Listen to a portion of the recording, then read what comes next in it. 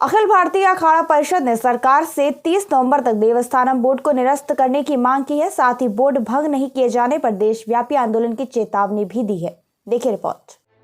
कनखल स्थित पंचायती अखाड़ा निर्मल अखाड़े में बैठक के बाद पत्रकारों को जानकारी देते हुए अखिल भारतीय अखाड़ा परिषद के अध्यक्ष श्री महंत रविंद्रपुरी महाराज ने कहा कि सरकार को मठ मंदिरों की सदियों से चली आ रही व्यवस्थाओं में हस्तक्षेप से बचना चाहिए।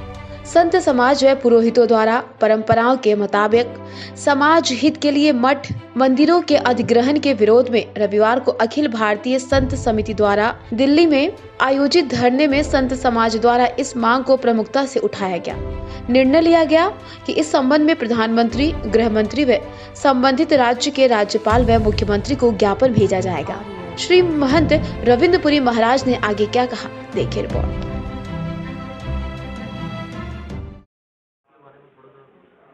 कल जो दिल्ली में बैठक हुई है उसमें अखिल भारतीय संत समिति और हिंदू रक्षक सेना के कुछ संगठन, बजरंग दल के लोग थे, उसमें विश्व हिंदू परिषद के जो हमारे धर्म समन्वयक हैं तिवारी जी वो भी थे, अखाड़ा परिषद के सभी पदाधिकारी थे और लगभग सभी अखाड़ों के महात्मा उसमें, जूना अखाड़े के मंडलेश्वर भी थे, आनंद अखाड़े के आचार्य जी की अध्यक्षता में वो बैठक हुई थी। तो वो एक ऐसा विषय है जिसमें हम सब लोग सन्यासी, उदासी, वैष्णव, निर्मल और विशेष बात यह रही नाथ संप्रदाय से संबंधित काफ़ी संत थे उसमें। तो सब लोगों को एक सामूहिक रूप से ये चर्चा हुई कि भारत के जो मंदिर हैं और जहाँ जहाँ सरकार अधिग्रहण किया हुआ है या आगे करने की चेष्टा कर रही है तो उस पर रोक लगाई जाए।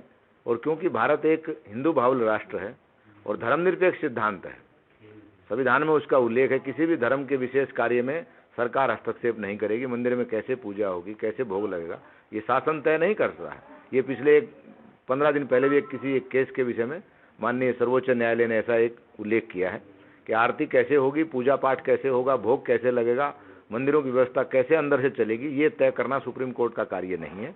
तो उसी को लेकर के ये बैठक दिल्ली में हुई थी और हमारा सबका ये प्रयास रहेगा कि जो शुरुआत हमने करी है, सर्वप्रथम क्योंकि हमारे यहाँ लोकतांत्रिक व्यवस्था है, संवाद से वो समस्या हल हो ताकि किसी एक आंदोलन की रूपरेखा ना बने। लेकिन फिर भी हमने शासन को समय दिया है और अपनी वेदनाओं को व्यक्त किए हैं और जो भी संबंधित राज्य सरकार हैं वहाँ के माननीय राज्यपाल और मुख्यमंत्रियों के नाम और माननीय प्रधानमंत्री जी और राष्ट्रपति जी के नाम भी हम लोग पत्र भेजेंगे। हाँ बिल्कुल बिल्कुल।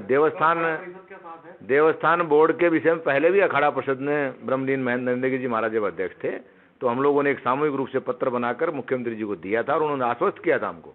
निजी अखाड़े में बैठक हुई थी कि देवस्थान विधेयक के ऊपर पुनर्विचार होगा, लेकिन अभी तक शासन ने धरातल पर कोई निर्णय नहीं लिया है। तो इसके लिए मुख्यमंत्री जी 30 तारीख तक का टाइम दिया है और जो ब्राह्मणों की वहाँ समितियाँ वो लगातार हमारे संपर्क में हैं। कल भी उसमें से 5 लोग आए थे वहाँ मीटिंग में। तो हम लोगों का ये प्रयास होगा कि विधानसभा का जो अधिवेशन आ रहा है 7-8 दिसंबर से, इस अधिवेशन में ये विधेयक निरस्त होना चाहिए। मठ मंदिरों की बेहतर व्यवस्था के लिए केंद्र सरकार से क्या कोई केंद्रीय कानून बनाने की आप मांग करते हैं संत समाज?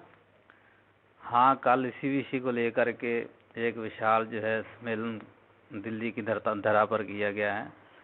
ये सभी मुद्दों को लेकर के वहाँ पर चर्चा हुई है कि जो मठ मंदिर सरकार के द्वारा संचालित हैं, उन मठ मंदिरों का जो पैसा है वो पैसा धार्मिक कार्य में लगना चाहिए।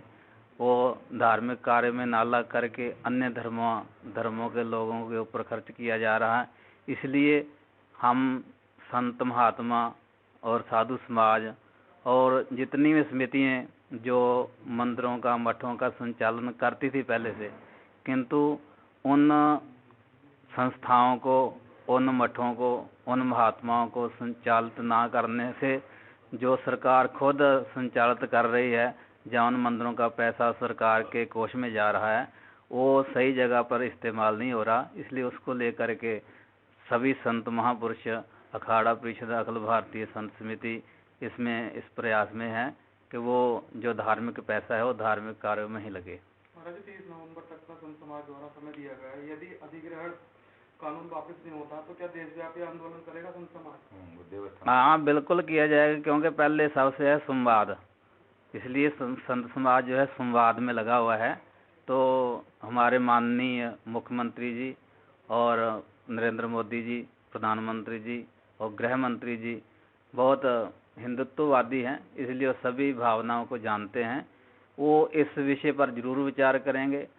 यदि कोई ऐसा आगे जाकर एक ऐसी परिस्थितियाँ बनती हैं, उन परिस्थितियों के अनुकूल जैसा करना पड़ेगा, संत समाज वैसे ही करेगा। अधिग्रहण कानून वापस नहीं होता है तो आगे क्या रणनीति है? ऐसा है कि जो है जैसे हमारे अध्यक्ष जी ने अभी आप सबको बताया, तो जो है अभी यह देश के अंदर पूरा आदरणीय नरेंद्र मोदी जी और अमित शाह जी के देख रेख में भारत देश पूरा राममय है। और जो भी हमारी परंपराएं हैं या जो भी अधूरे कार्य हैं, तो महाराज जी ने कहा कि हम सबको ज्ञापन देंगे और अभी सदन भी चलेगी, तो ज्ञापन दे के उनको अवगत कराया जाएगा। फिर आगे जैसे अध्यक्ष जी का आदेश होगा और सभी भारत भर में साधु महंतों को पूछ के सलाह सूचना करके आगे का जो निर्णय होगा उसको जो है बैठक करके और फिर निर्णय लिया जाएगा।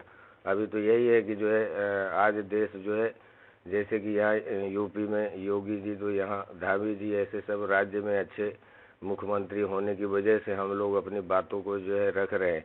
और कल दिल्ली से शुरुआत की है कि हमारी भावनाएं, हमारी परंपरा, हमारे मठ मंदिर सब आबाद किया जाए। देश आज़ादी के बाद भी हमारा शोषण हुआ है, लेकिन आज मोदी जी और अमित शाह के देख रेख में देश का विकास, राष्ट्र का विकास, संस्कृति का विकास, सबका विकास हो रहा है। तो विकास के पीछे प्रयास जरूरी है, तो हम लोग पूरा प्रयास कर रहे हैं कि वहाँ तक हमारी बातें जाए और जो है सदन में रखी जाए और फिर आगे जैसा अध्यक्ष जी की परमिशन होगा वैसा बैठक करके हम लोग निर्णय लेंगे।